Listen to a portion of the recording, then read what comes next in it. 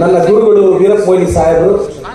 ನಾನು ನನ್ನ ಉಸ್ತುವಾರಿ ಸಚಿವರಿಗೂ ಈಗಾಗಲೇ ನಾನು ಪತ್ರದ ಮುಖಾಂತರ ಬರೆದಿದ್ದೀನಿ. ಈ ಕನ್ನಡದ ಭವನಕ್ಕೆ ವೀರಪ್ಪ ಮೊಯ್ಲಿ ಕನ್ನಡ ಭವನ ಅಂತ ನಾಮಕರಣ ಮಾಡಬೇಕು ಅಂತ ನನ್ನ ಆಸೆ. ನಾನು ನನ್ನ ಸರ್ಕಾರಕ್ಕೂ ಪತ್ರ ಬರೆದಿದ್ದೀನಿ. ಇವತ್ತು ಈ ಕನ್ನಡ ಭವನ ಆಗಿದೆ ಅಂದರೆ ಅದು ವೀರಪ್ಪ ಮೊಯ್ಲಿ ಸಾಹೇಬರ ಕೊಡುಗೆ. ನನ್ನ ರಾಜಕಾರಣಕ್ಕೆ ತಂದು MLA ಆಗಿದ್ದೀನಿ ಅಂದರೆ ಅದು ವೀರಪ್ಪ ಮೊಯ್ಲಿ ಸಾಹೇಬರು ಕೊಟ್ಟ ಭಿಕ್ಷೆ. ಸರ್, ನನ್ನ ಕುಟುಂಬ ಸದಾ ನಿಮಗೆ ಋಣಿಯಾಗಿರುತ್ತೆ ಸರ್. ನನ್ನ ಉಸ್ತುವಾರಿ ಸಚಿವರಿಗೆ, ಶಿವಶಂಕರ ರೆಡ್ಡಿ ಸಾಹೇಬರಿಗೆ, ಎಲ್ಲ ಗಣ್ಯ ವ್ಯಕ್ತಿಗಳಿಗೆ ಒಂದು 5 ನಿಮಿಷ ಸಾಹಿತ್ಯದ ಬಗ್ಗೆ ಮಾತಾಡಿ. ಕುವೆಂಪು ಅವರು ಮಲೆನಾಡಿನ ಸೌಂದರ್ಯವನ್ನು ಅಕ್ಷರ ರೂಪಕ್ಕೆ ತಂದರು. ಕುಪ್ಪಳ್ಳಿಯಲ್ಲಿ ಕುವೆಂಪು ಅವರು ಹುಟ್ಟಲಿಲ್ಲ. ಚಿಕ್ಕಮಗಳೂರು ಜಿಲ್ಲೆ ಕೊಪ್ಪ ತಾಲೂಕಿನ ಹಿರೇಕೊಡಿಗೆ ಅನ್ನೋ ತಾಯಿ ಮನೆಯಲ್ಲಿ ಹುಟ್ಟೋದವರು. ಮತ್ತೆ ಕುಪ್ಪಳ್ಳಿಯಲ್ಲಿ ಬೆಳೀತಾರೆ. ಬೆಳೆದ ಮೇಲೆ ಬಾಲ್ಯದಲ್ಲಿ ಮಾಧ್ಯಮಿಕ ಶಾಲೆ ಕುಪ್ಪಳ್ಳಿಯಲ್ಲಿ ಓದಿ ಮೈಸೂರಿಗೆ ಹೋಗ್ತಾರೆ. ಅಲ್ಲಿ BA ಓದ್ತಾರೆ, ನಂತರ MA ಓದ್ತಾರೆ. ರಾಮಕೃಷ್ಣ ಆಶ್ರಮದ ಟಚ್ಚಲ್ಲಿ ಇರ್ತಾರೆ. ಮದುವೆ ಬೇಡ, ಈ ಹೈಸ್ಕೂಲಲ್ಲಿ ಕಾಲೇಜಲ್ಲಿ ನಾವು ಅನ್ಕೊಂತೀವಲ್ಲ, ನಾನು ಮದುವೆನೇ ಆಗಲ್ಲ ಅನ್ಕೊಂಡು ಬೇಗ ಮದುವೆ ಆಗ್ತೀವಲ್ಲ. ಜನರಲ್ ಆಗಿ ಹೈಸ್ಕೂಲಲ್ಲಿ ಇದ್ದಾಗ ಕಾಲೇಜಲ್ಲಿ ನಾನು ಮದುವೆನೇ ಆಗಲ್ಲ ಅಂತ ಹೇಳಿರ್ತೀವಿ, ಅವರೇ ಬೇಗ ಮದುವೆ ಆಗಿರ್ತಾರೆ. ಸೊ ಕುವೆಂಪು ಅವರು ಮದುವೆನೇ ಬೇಡ ಅಂತಾರೆ. ಆದರೆ ನಂತರ ಅವರು ಹೇಮಾವತಿ ಅನ್ನೋರನ್ನ ಮದುವೆ ಆಗಿ 4 ಜನ ಮಕ್ಕಳಾಗ್ತಾರೆ. ಆಗ ಅವರು ಶ್ರೀಮತಿಗೆ ಒಂದು ಪದ್ಯ ಬರೀತಾರೆ. ಅವರು ನಾನಿನಗೆ ನೀನಗೆ ಜೇನಾಗುವ, ರಸದೈವ ಗಂಗೆಯಲ್ಲಿ ಮೀನಾಗುವ, ಹೂವಾಗುವ ಹಣ್ಣಾಗುವ, ರತಿರೂಪ ಭಗವತಿಗೆ ಮುಡಿಪಾಗುವ ಅಂತ. ಅವ್ರು ಶ್ರೀಮತಿಗೋಸ್ಕರ ಬರೆಯೋ ಪ್ರೇಮ ಕವಿತೆ ಇದು. ಇವತ್ತು ನೋಡ್ಕೊಂತಾರೆ, ಬಹಳ ದೊಡ್ಡ ಕಾಂಟ್ರಿಬ್ಯೂಷನ್ ಕೊಡ್ತಾರೆ. ನನಗೆ ಗೊತ್ತಿರಲಿ, ಬಹಳಷ್ಟು ಜನಕ್ಕೆ ಇದು ಗೊತ್ತಿಲ್ಲ. ಗೂಗಲ್ ಅವರು 2007ರಲ್ಲಿ ನಾವು ಕುವೆಂಪು ಅವರ ಬಗ್ಗೆ ಡೂಡಲ್ ರಿಲೀಸ್ ಮಾಡಿತ್ತು. ಪ್ರಾಯಶಃ ಕನ್ನಡದ ಏಕೈಕ ಕವಿ ಡೂಡಲ್ ಬಂದಿದೆ ಅಂದ್ರೆ 2007 ಗೂಗಲ್ ಓಪನ್ ಮಾಡಿದ್ರೆ ಬೇರೆ ಡೂಡಲ್ ಅಂತ ಅವ್ರು ಪ್ರೆಸೆಂಟ್ ಮಾಡಿದ್ರು. 39ನೇ ಕನ್ನಡ ಸಾಹಿತ್ಯ ಸಮ್ಮೇಳನದ ಅಧ್ಯಕ್ಷರು ಸಹ ಅವರಾಗಿದ್ರು. ಕುವೆಂಪು ಅವ್ರನ್ನ ಸ್ಮರಿಸೋದು ನಮ್ಮ ಸೌಭಾಗ್ಯ. ಇನ್ನೊಬ್ಬರ ಬಗ್ಗೆ ನಾನು ಹೇಳಬೇಕು, ಬೇಂದ್ರೆ ಅವ್ರ ಬಗ್ಗೆ. ಬೇಂದ್ರೆ ಅಂತ ಹೇಳ್ತಾರೆ. ಒಂದು ಜಸ್ಟ್ ಒಂದು 30 ಸೆಕೆಂಡ್ ಒಂದು ಸಾಂಗ್ ಇದೆ. ನಮ್ಗೆ ನಾವು ಸಾಂಗ್ ಕೇಳ್ತಾ ಇರ್ತೀವಿ, ನಮ್ಗೆ ಅದ್ರ ಹಿನ್ನೆಲೆ. ಆದ್ರೆ ಅವ್ರು ಕನ್ನಡ ಕಲಿತಾರೆ, ಹೊರಕವಿಯಾಗಿ ಬೆಳೀತಾರೆ. ಅವ್ರು ಮಹಾರಾಷ್ಟ್ರ ಸೋಲಾಪುರ್ ಈ ಬೆಲ್ಟಲ್ಲಿ ಅವ್ರ ತಂದೆ ತಾಯಿ ಪೂರ್ವಜರಿದ್ದವರು. ಆದ್ರೆ ಬಂದಾಗ 1955 ವಿಚಿತ್ರ ಪ್ರಪಂಚ ಅಂತ ಒಂದು ಸಿನಿಮಾ ಕೆಲಸ ಮಾಡ್ತಾರೆ. ಆದ್ರೆ ಸಿನಿಮಾ ಇಂಡಸ್ಟ್ರಿಯಿಂದ ಬೇಜಾರಾಗಿ ವಾಪಸ್ ಬರ್ತಾರೆ. 1964 ಕುಲವಧು ಅಂತ ರಾಜ್ಕುಮಾರ್ ಅವ್ರ ಒಂದು ಪಿಕ್ಚರ್ ಬರುತ್ತೆ. ಲೀಲಾವತಿ ಅವರು ಆಕ್ಟ್ ಮಾಡೋದು. ಈ ಯುಗ ಯುಗಾದಿ ಸಾಂಗು ನಮ್ಮ ಬೇಂದ್ರೆ ಅವರು ಬರೆದಿರೋ ಪದ್ಯದಿಂದ ಮಾಡಿರೋ ಹಾಡಿದು. 1964 ಕುಲವಧು ಅನ್ನೋ ಪಿಕ್ಚರ್ ಅಲ್ಲಿ ಬೇಂದ್ರೆ ಅವರ ಪದ್ಯ ಹಾಡಾಗುತ್ತೆ. ಅದೇ ಯುಗ ಯುಗಾದಿ ಕೇಳೋದು ಇದು ನಮ್ಮ ಬೇಂದ್ರೆ ಅವರು ಬರೆದಿರೋ ಪದ್ಯ. ಅದಾದ್ಮೇಲೆ ಬೇಂದ್ರೆ ಅವರು ಸಾಹಿತ್ಯದ ಕಡೆ ತುಂಬಾ ಆಸಕ್ತಿ ಇರುತ್ತೆ. ಬೇಂದ್ರೆ ಅವರು 9 ಜನ ಮಕ್ಕಳು. 9 ಜನ ಮಕ್ಕಳಿದ್ದಾಗ ಅವ್ರ ಕಣ್ಣು ಮುಂದೆನೆ 6 ಜನ ಮಕ್ಕಳು ತೀರೋಗ್ತಾರೆ. 6 ಜನ ಮಕ್ಕಳು ತೀರೋಗ್ತಾರೆ. ಒಂದಿನ ಮಗು ತೀರೋದಾಗ ಮನೆಗೆ ಬರ್ತಾರೆ ಬೇಂದ್ರೆ ಅವರು. ಹೆಂಡತಿ ಕಣ್ಣನ್ನ ಫೇಸ್ ಮಾಡಕ್ಕಾಗಲ್ಲ. ಏನಪ್ಪ 5 ಜನ ಮಕ್ಕಳು ಸತ್ತೋದ್ರು, 6ನೇ ಮಗುನು ಸತ್ತೋಗ್ತಿದೆ, ಏನ್ ಹಿಂಗಾಗ್ತಿದೆ, ನಮ್ಮ ಕಣ್ಣು ಮುಂದೆ ಮಕ್ಕಳು ತೀರೋಗ್ತಿದಾರಲ್ಲ ಅಂತ. ಆವಾಗ ಮಗುನ ಮುಂದೆ ಇಟ್ಕೊಂಡ್ರೆ ಹೆಂಡತಿ ಕಣ್ಣನ್ನ ಫೇಸ್ ಮಾಡಕ್ಕಾಗದೆ ಸಾವಲ್ಲಿ ಒಂದು ಸಾಹಿತ್ಯ ಬರೀತಾರೆ. ಆ ಸಾಂಗ್ ನಾವು ರೊಮ್ಯಾಂಟಿಕ್ ಸಾಂಗ್ ಅನ್ಕೊಂತೀವಿ. ಅದು ರೊಮ್ಯಾಂಟಿಕ್ ಸಾಂಗ್ ಅಲ್ಲ. ಮಗು ಕಣ್ಣು ಮುಂದೆ ಇದ್ದಾಗ ತನ್ನ ಹೆಂಡತಿ ಕಣ್ಣನ್ನ ಫೇಸ್ ಮಾಡಕ್ಕಾಗದೆ ಒಂದು ಹಾಡು ಹುಟ್ಟುತ್ತೆ. ಹಾಡು ತುಂಬಾ ಪಾಪ್ಯುಲರ್. ಮತ್ತೆ ನಮ್ಮವ್ರು ಪ್ಲೇ ಮಾಡ್ತಾರೆ. ಅದನ್ನ ಒಂದ್ಸಲ ಕೇಳೋದು. ಸಾಹಿತ್ಯ ಮಾಡಕ್ಕಾಗಲ್ಲ, 6ನೇ ಮಗು ತೀರೋಗಿದೆ, ನೀ ಹಿಂಗ ನೋಡಬೇಡ ನನ್ನ, ನಾ ಹೆಂಗ ನೋಡಲಿ ನಿನ್ನ ಅಂತ ಸಾವಲ್ಲಿ ಬರೆಯೋ ಸಾಲದು. ಅದಾದ್ಮೇಲೆ ಬೇಂದ್ರೆ ಅವರು ನರಬಲಿ ಅಂತ ಒಂದು ಕವಿತೆ ಬರೀತಾರೆ. ಆವತ್ತಿನ ಸರ್ಕಾರ ಅವ್ರನ್ನ ಅರೆಸ್ಟ್ ಮಾಡಿ ಬೆಳಗಾವಿ ಜೈಲಲ್ಲಿ ಹಾಕ್ತಾರೆ. ಎಲ್ಲೂ ಕೆಲಸ ಕೊಡಬಾರ್ದು ಅಂತ ರೂಲ್ ಮಾಡ್ತಾರೆ. ಆವಾಗ ಬೇಂದ್ರೆಗೆ ಜೀವನನೂ ಕಷ್ಟ ಆಗುತ್ತೆ. ಆವತ್ತು ನಮ್ಮ ಕೋಲಾರ ಜಿಲ್ಲೆಯ ಕವಿ ಮಾಸ್ತಿ ವೆಂಕಟೇಶ್ ಅಯ್ಯಂಗಾರ್ ಜೀವನ ಅನ್ನೋ ಪತ್ರಿಕೆ ಬರೀತಾ ಇರ್ತಾರೆ. ಅದಕ್ಕೆ ಸಂಪಾದಕರಾಗಿ ಬೇಂದ್ರೆ ಅವ್ರನ್ನ ವಾಪಸ್ ಕರೀತಾರೆ. ಯಾಕೆಂದ್ರೆ ಬೇಂದ್ರೆ ಅವ್ರು ಬರೆದಿರೋ ಒಂದು ಪದ್ಯ ತುಂಬಾ ಫೇಮಸ್ ಆಗಿರುತ್ತೆ. ನಂತರ ಅದು ಬೆಳ್ಳಿ ಮೋಡ ಅಂತ ಪುಟ್ಟಣ್ಣ ಕನ್ನಡದವರು ಅದನ್ನ ಹಾಡುಗಡ ಮಾಡ್ತಾರೆ. ಅಷ್ಟು ಫೇಮಸ್ ಪದದಿಂದ ಮಾಸ್ತಿ ವೆಂಕಟೇಶ್ ಅಯ್ಯಂಗಾರ್ ಅವರು ಇನ್ಸ್ಪೈರ್ ಆಗಿ ಕರೆದು ಜೀವನ ಅನ್ನೋ ಪತ್ರಿಕೆಗೆ ಸಂಪಾದಕರು ಮಾಡ್ತಾರೆ. ಬೇಂದ್ರೆಗೂ ನಮ್ಮ ಜಿಲ್ಲೆಗೆ ಅಂತ ಅವಿನಾಭಾವ ಸಂಬಂಧ ಇದೆ. ಅವ್ರಿಗೆ ಕೋಲಾರಲ್ಲಿ ಬೇಂದ್ರೆ ಅವ್ರನ್ನ ಅಂದ್ರೆ ಇಲ್ಲಿ ಮೀಟ್ ಮಾಡಕ್ ಹೋದಾಗ ಇದೇ ಚಿಕ್ಕಬಳ್ಳಾಪುರದಲ್ಲೆಲ್ಲ ನಡ್ಕೊಂಡು ಹೋಗಿರೋ ಅನುಭವಗಳನ್ನ ಅವರ ಕಥನದಲ್ಲೆಲ್ಲ ಬರೀತಾರೆ. ಆ ಸಾಂಗ್ ತುಂಬಾ ಬೆಳ್ಳಿ ಮೋಡದಲ್ಲಿ ಒಂದು ಸಾಂಗ್ ಆಯ್ತು. ನಾವು ಸುಮ್ಮನೆ ಸಾಂಗ್ ಕೇಳಿ ಇದಾಗ್ತೀವಿ. ಆ ಸಾಂಗ್ ನಮ್ಗೆಲ್ಲರೂ ಚಿರಪರಿಚತೆ. ನಮ್ಮ ಹುಡುಗರು ಪ್ಲೇ ಮಾಡಿರೋ ಪದ್ಯ ಬೆಳ್ಳಿ ಮೋಡ ಅಂತ ಪುಟ್ಟಣ್ಣ ಕಣಗಲ್ ಅವರು ಮೂವಿಯಲ್ಲಿ ಇರ್ತಾರೆ. ನಂತರ ಅವ್ರು ಅಲ್ಲಿಂದ ಬೇಜಾರಾಗಿ ಬೇಂದ್ರೆ ಅವರು ವಾಪಸ್ ಹೋಗ್ತಾರೆ. ಮತ್ತೆ ವಾಪಸ್ ಬಂದಾಗ ಬಾರೋ ಸಾಧನಕೇರಿಗೆ ಅಂತ ಸಾಲು ಹುಟ್ಟುತ್ತೆ. ಅದಾದ್ಮೇಲೆ KS ನರಸಿಂಹಸ್ವಾಮಿ ಅವ್ರ ಬಗ್ಗೆ ಹೇಳಬೇಕು. KS ನರಸಿಂಹಸ್ವಾಮಿ ಅವರು ಮೈಸೂರು ಮಲ್ಲಿಗೆ ಅಂತ ಬರೀತಾರೆ. ತೀನಂ ಶ್ರೀ ಅವ್ರನ್ನ ಹೋಗಿ ಕೇಳ್ತಾರೆ. ಪದ್ಯಗಳು ಬರ್ಬಿಟ್ಟು, ಸರ್ ಮೈಸೂರು ಮಲ್ಲಿಗೆ ಅಂತ ಹೆಸರಿಗೆ ಇಡಲಿ ಅಂದ್ರೆ ಅವ್ರು ಮೈಸೂರು ಕ್ಲಾಕ್ ಟವರ್ ಮುಂದೆ ನಿಂತಿರ್ತಾರೆ, ಅಲ್ಲೊಂದು ಮುಸ್ಲಿಂ ಲೇಡಿ ಹೂವು ಮಾರ್ತಿರ್ತಾರೆ. ಅವಾಗ ತೀನಾಕ್ಷಿನಿ ನೋಡಿ ಮಲ್ಲಿಗೆ ಹೂ ಮಾರ್ತಿದ್ದಾರೆ, ಇಲ್ಲಿ ಮೈಸೂರು ಇದೆ, ಮೈಸೂರು ಮಲ್ಲಿಗೆ ಅಂತ ಹೆಸರಿಡು ಅಂತ ಹೇಳ್ತಾರೆ. ತೀನಾಕ್ಷಿನಿ ಅವರು ಐಡಿಯಾ ಕೊಡೋದು KS ನರಸಿಂಹಸ್ವಾಮಿ ಅವರಿಗೆ ಮೈಸೂರು ಮಲ್ಲಿಗೆ ಅಂತ. ಒಂದ್ಸಲ ತೀನಾಕ್ಷಿನಿ ಅವರೆಲ್ಲ ಬೇರೆ ಕೆಲಸ ನಿಮಿತ್ತ ರೈಲ್ ಹತ್ತಕ್ಕೂ ಟ್ರೈನಲ್ಲಿ ಹೋಗಕ್ಕೆ ಹೋಗ್ತಾರೆ. ಹೆಂಡತಿಗೆ ಒಂದು 10 ಸಲ ಹೇಳ್ತಾರೆ, ಹೋಗಿ ಬರ್ತೀನಿ, ತಿಂಗಳಾಗುತ್ತೆ ನಾನು ಬರೋದು ಅಂತ. ಅವತ್ತು ರೈಲ್ವೆ ಸ್ಟೇಷನ್ ಅಷ್ಟು ಹೋಗುವಷ್ಟೊತ್ತಿಗೆ ಟ್ರೈನ್ ಮಿಸ್ ಆಗೋಗಿರುತ್ತೆ. ತುಂಬಾ ಖುಷಿಯಿಂದ ಮನೆಗೆ ವಾಪಸ್ ಬಂದಾಗ ಹೆಂಡತಿ ಕೇಳ್ತಾರೆ ತಿಂಗಳಾಯ್ತಾ ಅಂತ. ಆವಾಗ ಹುಟ್ಟಿದ್ದೆ ತಿಂಗಳಾಯ್ತಾ ಅನ್ನೋ ಪದ್ಯಗಳು ನೋಟ್ಸ್ ಮಾಡಿ ಇಟ್ಕೋಬೇಕು. ಆ ಪದನ ಮತ್ತೆಲ್ಲ ಬಳಸಬೇಕು. ಸುಮ್ಮನೆ ಯಾರಾದ್ರೂ ಈಗ ಸಪೋಸ್ ನಾನು ಚೆನ್ನಾಗಿ ಮಾತಾಡಿದ್ರೆ ನನ್ನ ಅಂದ್ಬಿಡ್ತಾರೆ ಗಾಡ್ ಗಿಫ್ಟೆಡ್ ಅಂತ. ಇಲ್ಲಿ ಡೈಲಾಗ್ ಅಂತ, ಇದು ಡೈಲಾಗ್ ಅಲ್ಲ ರೀ, ಸರಸ್ವತಿ. ನಾನು ಕಷ್ಟಪಟ್ಟು ಓದಿದ್ದೀನಿ. ಇವತ್ತಿನ ಸ್ಪೀಚ್ಗೆ ನಾನು 2.5 ತಾಸು ಕುತ್ಕೊಂಡು ನೋಟ್ಸ್ ಮಾಡ್ಕೊಂಡು ಬಂದಿದ್ದೀನಿ. ಇವತ್ತು ಮಾತಾಡಕ್ ಸಾಧ್ಯ ಆಯ್ತು ಅಷ್ಟೇ. ಸೊ ಸರಸ್ವತಿ ಯಾವಾಗ ಓದಿತಾಳೆ ಅಂದ್ರೆ ಜಸ್ಟ್ ಕುತ್ಕೊಂಡು ಅಧ್ಯಯನ ಮಾಡಬೇಕು, ಓದ್ಬೇಕು. ಈ ಜನರೇಷನ್ ಅವರು ಓದೋದು ಕಡಿಮೆ ಆಗಿದೆ. ದಯವಿಟ್ಟು ಓದಿ. ಸರಸ್ವತಿ ಇದ್ರೆ ಲಕ್ಷ್ಮಿ ಜೊತೆಯಲ್ಲಿ ಇರ್ತಾಳೆ. ಅದಕ್ಕೆ ನಾನು ಎಕ್ಸಾಂಪಲ್. ಸರಸ್ವತಿ ದೇವಿ ಹೊಲಿಸ್ಕೋಬೇಕು, ಲಕ್ಷ್ಮೀ ದೇವಿ ಜೊತೆಯಲ್ಲಿ ಇರ್ತಾಳೆ. ಇನ್ನೊಂದು 2 ನಿಮಿಷ ನಿಮ್ಗೆಲ್ರಿಗೂ ಒಂದು ಫಿಲಾಸಫಿ ಹೇಳ್ತೀನಿ. ಒಂದು ದೇವಸ್ಥಾನಕ್ಕೆ ಹೋದಾಗ ಚಿಕ್ಕ ಮಗ ಅಪ್ಪ ಅಂತ ಕೇಳ್ತಂತೆ, ಅಪ್ಪ ದೇವ್ರು ಕಾಣಿಸ್ತಿಲ್ಲ, ರಶ್ ಇದೆ, ನಾನು ಭುಜದ ಮೇಲೆ ಕೂರಿಸ್ಕೊ ಅಂತ. ಆಗ ಅವ್ರ ತಂದೆ ಮಗನ ಭುಜದ ಮೇಲೆ ಕೂರಿಸ್ಕೊಂಡು ದೇವ್ರು ನೋಡು ಅನ್ನಂತೆ. ಆದ್ರೆ ಆ ಹುಡುಗರು ಗೊತ್ತಿಲ್ಲದೆ ಇರೋದೇನಂದ್ರೆ ಅವ್ನು ಕೂತಿರೋದೇ ದೇವ್ರ ಮೇಲೆ ಅಂತ. ಮತ್ತೆ ಅವರು ದೇವ್ರು ನೋಡಕ್ಕ ಅಪ್ಪನ ಭುಜದ ಮೇಲೆ ಹಾಕಿದ್ದ. ತಂದೆ ತಾಯಿಗೆ ದೇವಸ್ಥಾನ ಕಟ್ಟಿಸದೇ ಇದ್ರು ಪರವಾಗಿಲ್ಲ, ಕಟ್ಟಿಸಿರೋ ದೇವಸ್ಥಾನದ ಮುಂದೆ ಅವ್ರನ್ನ ಕೂರಿಸದೆ ಇದ್ರೆ ಸಾಕು. ಅಷ್ಟು ನಿಮ್ಮ ಅಪ್ಪ ಅಮ್ಮ ನೀವು ಮಾಡೋ ಒಳ್ಳೇದು. ತಂದೆ ಮಗನ ಕೂರಿಸ್ಕೊಂಡು ಕಾಲಲ್ಲಿ ಹೋಗ್ತಾ ಇದ್ರಂತೆ, ಒಂದು ಮಾತಿ ಕಾಲ, ಅದೊಂದು 70 ಹೋಗ್ತಾ ಇತ್ತಂತೆ.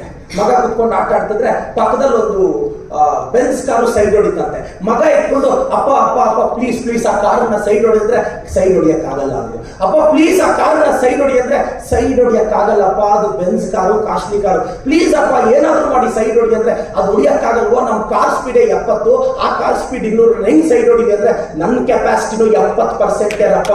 ಪಕ್ಕದ ಮನೆ ಜೊತೆ ನಮ್ಮನ್ನು ಯಾಕೆ ಕಂಪೇರ್ ಮಾಡ್ತೀಯ, 98% ಇದೆಯಾ ಅಂತ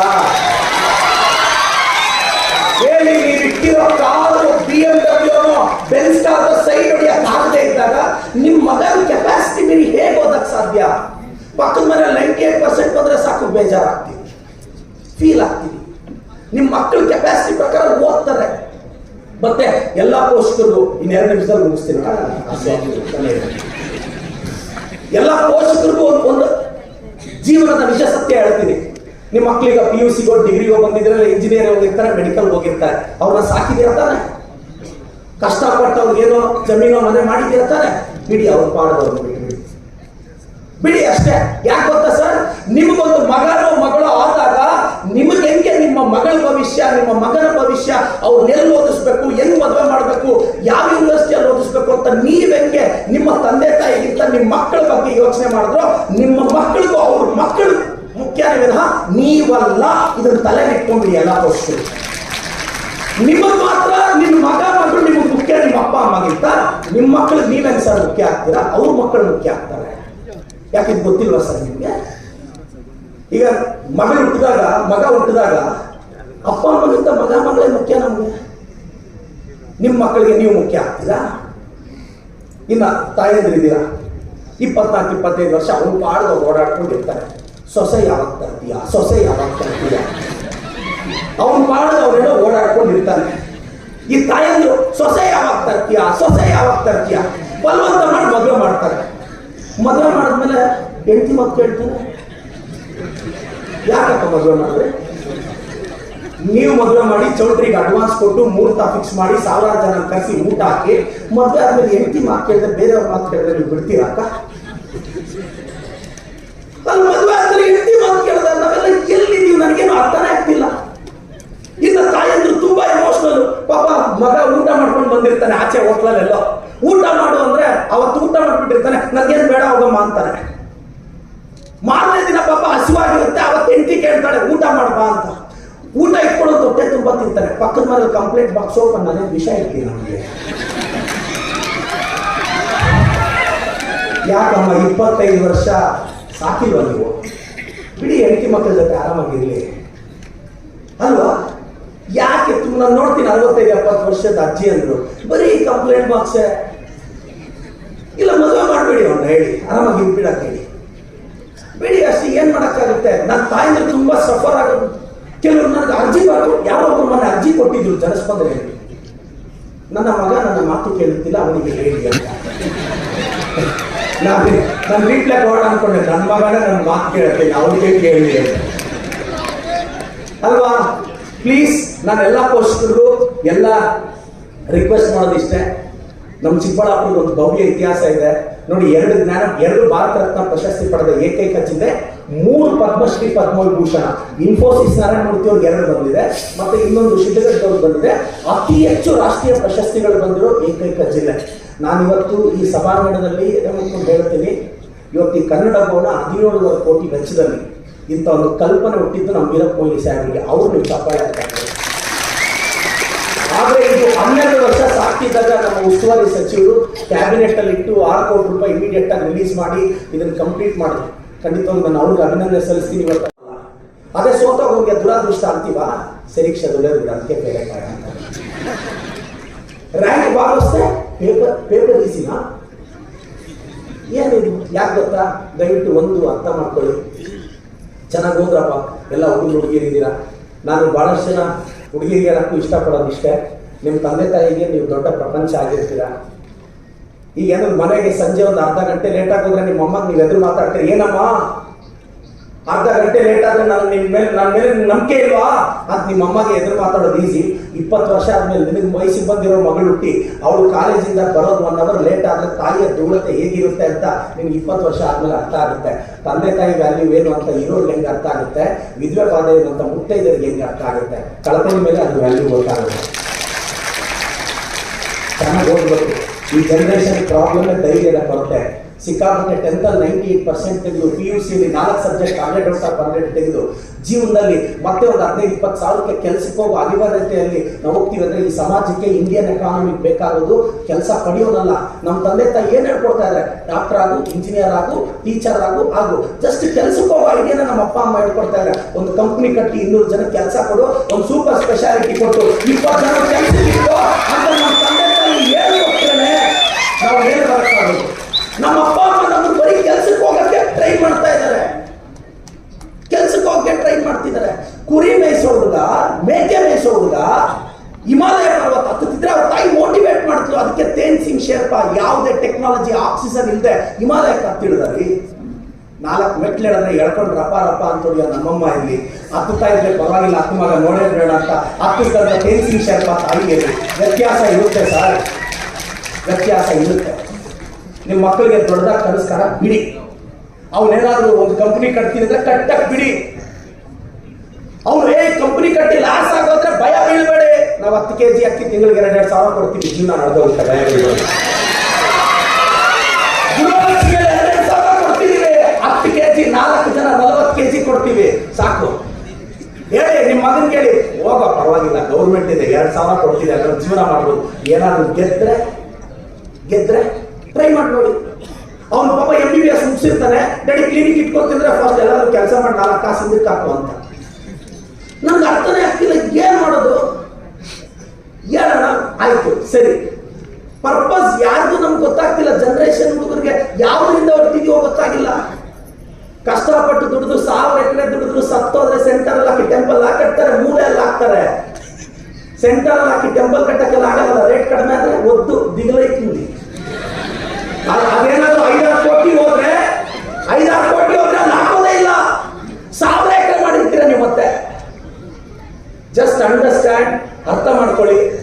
4 ಜನಕ್ಕೆ ನಿಮ್ಮ ಮಕ್ಕಳಿಗೆ ಧೈರ್ಯ ತೋರಿಸಿ ಸರ್, ಸಾಕು. ನನ್ನ ಜೀವನದಲ್ಲಿ ನಾನು ನೋಡಿದ ಅತಿ ದೊಡ್ಡ ಶ್ರೇಷ್ಠ ಕವಿ ಮಂಜುಳಾ ಅಂತ, ಆಕೆ ನನ್ನ ತಾಯಿ.